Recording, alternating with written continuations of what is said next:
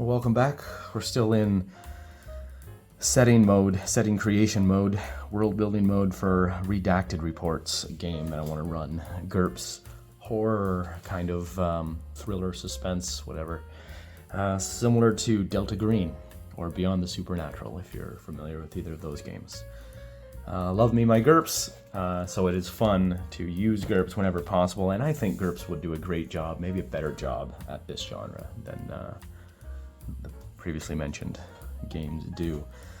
If nothing else, it allows me to kind of tweak the game exactly how I want it.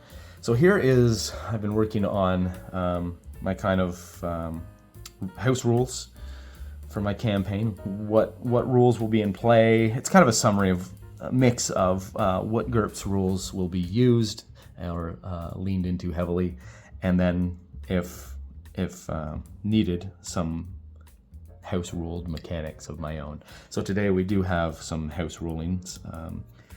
We'll just start from the top, and I'll just do a quick overview of what I've got so far for their GURPS Redacted Reports. So it's a Delta Green style play of mostly normal people, nobody too special. I'm gonna go with, for now, I'm thinking 50-point characters, very banal kind of people. No magicians, no magic in this world. However, there will be weak psionic abilities. Every character will I have a chart here, random chart. You'll roll randomly for your occupation, things like police, academic, scientist, engineer, security, military, a writer, a lawyer, a plumber, a electrician, a pilot. Just some everyday normal jobs.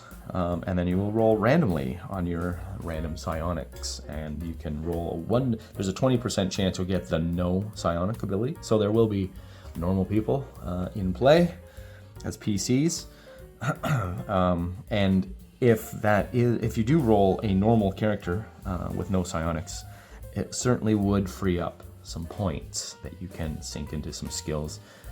So it's by no means being a normal person would you be at a disadvantage, I think, at this. It would still be fun to play a normal person, because thanks to GURPS, you can just allocate those points that would have been spent in psionics into beefing up your strength or dexterity or what have you.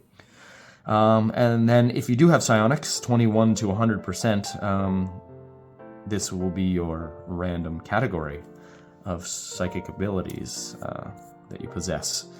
Using the GURPS Psionics book, we will go, say I roll ESP category. Well, that's a big category. The character can then choose what abilities they would like to buy in that category and learn the skills to use them. Things like Psi Sense, Oracle, Combat Sense, that's fun. Awareness. I like this one, retrocognition. That's the ability to get a flashback, a scene, a mental picture of what happened in the past at the location you're at, or you can touch an object read it, and see what happened to the object in recent history. Very good for this kind of game, for investigations. Okay, so back to the rules here. Weak psionic abilities. So we had in the my last video, one of the tropes I wanted to lean into was psychic abilities are rare, but minor, and they are weak. So to support that trope for this game setting, all psionic abilities can only start at level 1. They are limited. They have limitations placed on them as well, at fatigue cost of 3 points to attempt to activate them, and then also they have the unreliable limitation, requiring you to roll a 5 or under on 3d6 to even use the ability. Now this is going to be boosted slightly by the presence of the supernatural. If there's, say I'm tracking a ancient mummy, and, well, the characters wouldn't know what it is, but they're researching it, say, and While in pursuit of this thing, I would apply the fright check modifier to the unreliable value of 5. So say it's a -5 mummy to fright checks. I'd take that 5 and add it to the unreliable score of 5, bringing it up to 10. So if they want to use their psychic abilities while investigating the mummy, they would have to only roll under a 10 and then spend the 3 fatigue. That's how that will work. That's my house ruling, and we'll see how that goes. There may be some tweaks as we play through. I plan to use the clue and deduction modifier mechanism from GURPS Monster Hunters a bit. Yeah, and that's it for the psionic stuff. Getting out more into the setting in general. The PCs must work within the law. They don't have help from agencies or anything like that, unless they do spend the points to buy contacts or allies. The characters are free to spend their points however they wish, and I think that would be a lot of fun if they take the time to pay for contacts and allies. I mentioned here, these are some highlights I want to mention to my characters, to my players, saying to tell them that it would be useful to buy contacts to help with research, doing legwork, forensics work, or to help cover your tracks. I've just listed a few of these ideas here. Help dispose of bodies if you've got an underworld contact. You could call them up and call the cleanup crew. That kind of stuff can be a lot of fun. GURPS has it built in, so why not use it? Moving along to the fright check mechanic. Now, the generic GURPS fright check mechanic isn't bad, but I want to make this more sanity eroding kind of business. So, when the characters make a fright check during investigations, when they make a realization, okay, so they're digging through some old tomes or doing some research, and they start to connect the dots. Whenever they make a realization towards the mystery, I will make them make an IQ roll or perception if they're actively searching for something in a room, say, and they find a clue.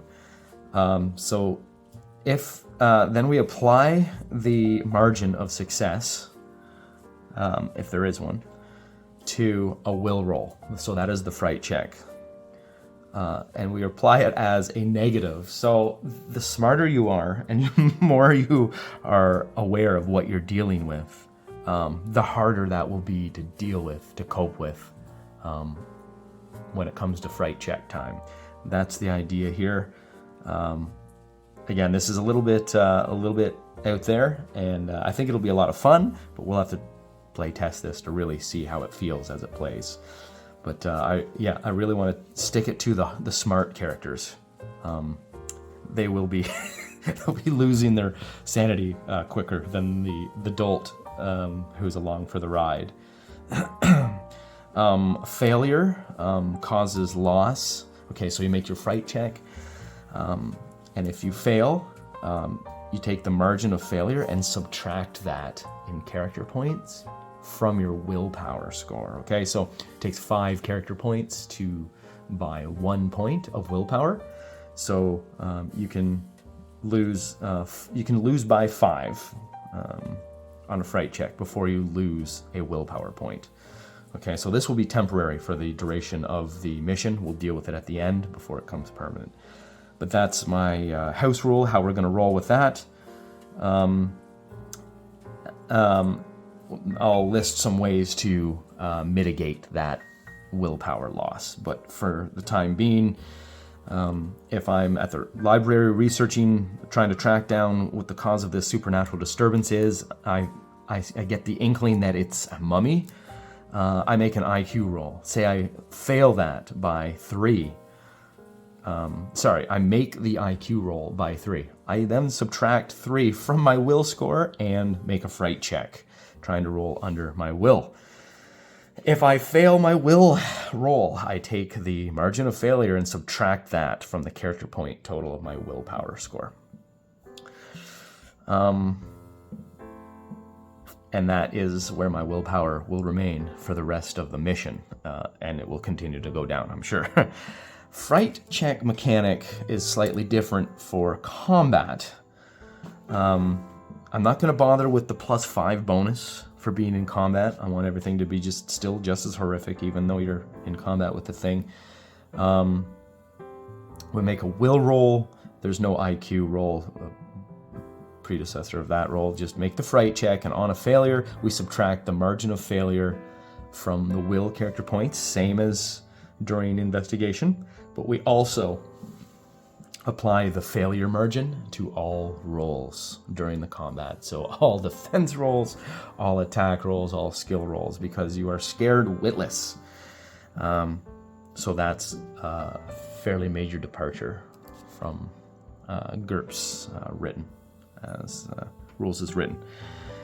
Now, moving down, moving on here, I'm going to encourage the PCs to take dependents as their part of their disadvantage total.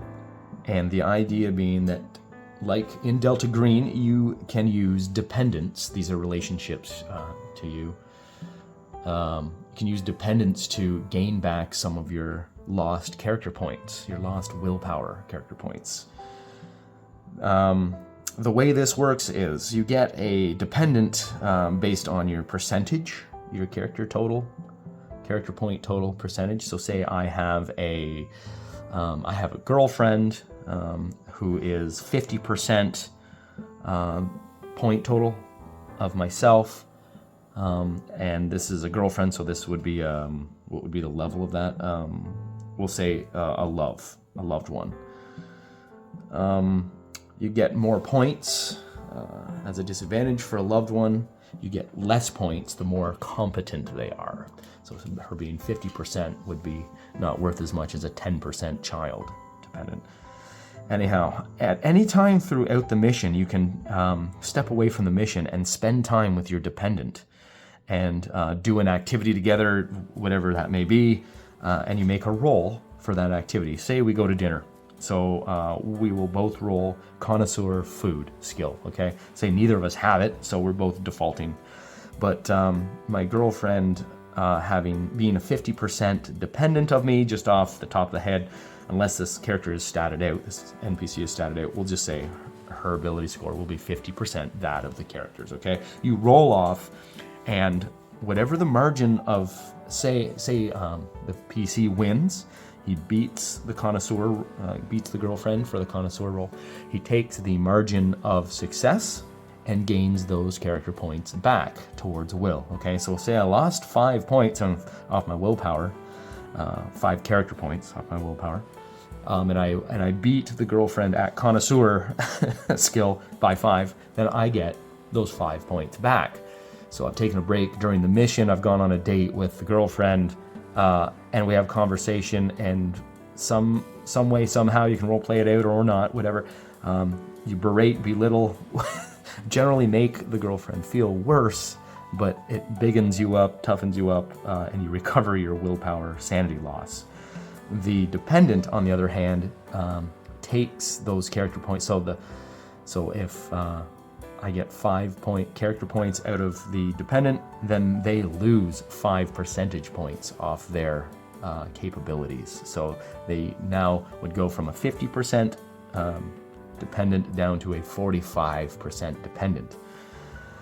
This can go the other way. If during supper, maybe the dependent just lays into you and heckles you or hassles you and drives you further insane. You will lose more character points. So it is a gamble whenever you do this. Theoretically, your dependents they depend on you, so their skill values will be less. So it's fairly safe, but if you botch this, you could come out worse. If you ever reduce a dependent's percentage, capability percentage, say from 45 down to 0, once it hits 0, it resets back up to the original 50%, but they progress down one level from loved one to friend. progress downward again would be from friend to acquaintance, and then from acquaintance to stranger, and then they've left your life completely, and you can no longer dump your sanity loss on them. So that's my crazy, wild mechanic we're going to deal with. We're going to try and use for dependence. One other minor disadvantage related rule here is indulging in disadvantages. If you have a quirk, say, a drinking habit, anything, it doesn't matter at what level, you can indulge in that during a scene and gain a +1 for that scene in all will rolls. But on the next scene, you will suffer -2 for that scene. So it's just a balancing act. You get what you give in, I guess. And last but not least, on the Redacted Reports house rules, I really like doing just a little chart of how and why as the GM will reward character points. So protecting innocence from harm, get 1 to 3 character points each session.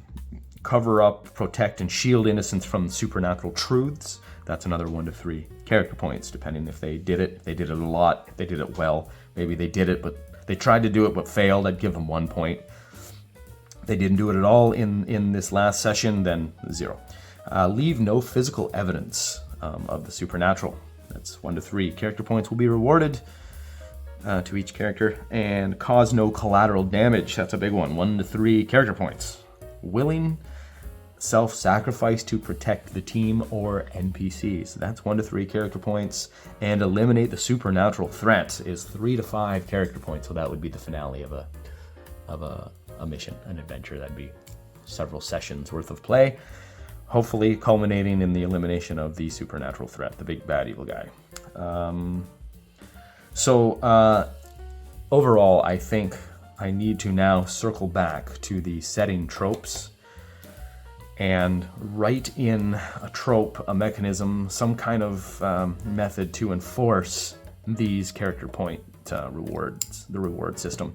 I want the tropes and the reward system to reinforce each other to make an interesting setting, a tight setting. So maybe I'll look at that off screen. I may come back with an update on that as that progresses. But that is the bulk of my GURPS Redacted Reports setting. Here we go. It's going to be fun to get some adventures written on this. May share that down the road as well. Roll on.